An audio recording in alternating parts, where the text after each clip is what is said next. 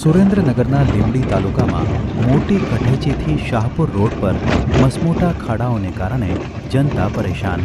ગર્ભવતી મહિલાઓની delivery road પર થાય તેવી સ્થિતિ. તલાટી અને સરપંચ સામે કાયદેસરની કાર્યવાહી કરવા ધારાસભ્યને રજૂઆત.